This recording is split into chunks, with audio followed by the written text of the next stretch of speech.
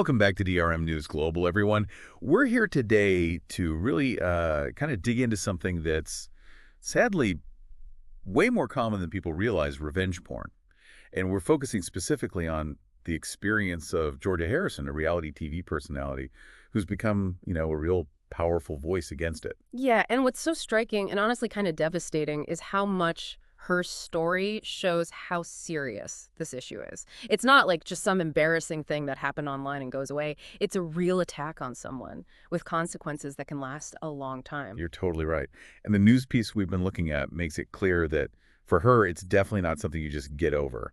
Like even years later, she's still dealing with the trauma. She's actually making a documentary about it, to share her experience and get the word out. That takes a lot of guts. Oh, absolutely. And it's super important to understand psychological effects of this, of revenge porn. I mean, they run deep. We're talking about like a total violation of trust, right? That can just completely wreck someone's self-esteem, trigger anxiety, depression, even stuff like PTSD. Really, PTSD. Yeah, actually, research shows that victims of revenge porn experience PTSD at rates pretty similar to people who've gone through physical assault. Wow, that's a heavy comparison. Yeah. Really makes you think about how deep this trauma can go, and it's just so awful that Georgia's story, it isn't unique.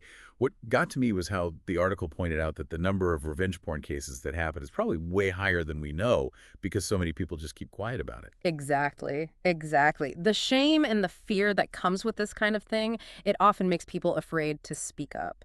And that's one reason why legal options are so important. Now, even though things have been getting better law-wise, there are still some holes in the system. Like, for example, the way civil and criminal law approach revenge porn, it's different, right? So it can be really tough for victims to actually get justice. Yeah, that makes sense. So speaking of legal stuff, where does Georgia Harrison's case fit into all this? Did her experience bring up anything specific about, the problems with the law? It did, yeah. Her case, well, it really showed how complicated it can be to deal with international laws because, well, the person who did this to her was in a different country. And this raises all sorts of questions about which country has the right to handle the case and how to enforce laws across borders, which are huge obstacles for a lot of victims. Man, thinking about all this, it's got to feel totally overwhelming for someone who's been through this. What kind of help is out there? What can they do to, start putting their lives back together? Well, there are definitely organizations out there specifically for supporting victims of revenge porn. They offer things like counseling, legal help, and resources for taking down that content online.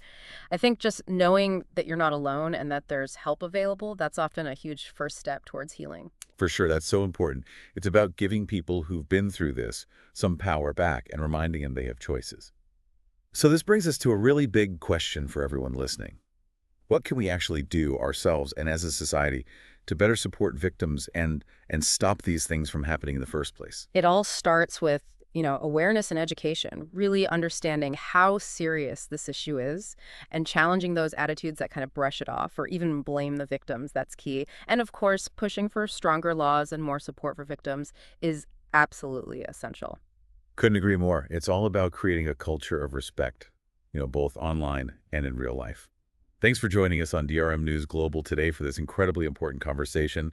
We hope this has helped shed some light on this complex issue and got you thinking about the role we all play in making the digital world a safer place. Absolutely. Thanks for having me. Of course.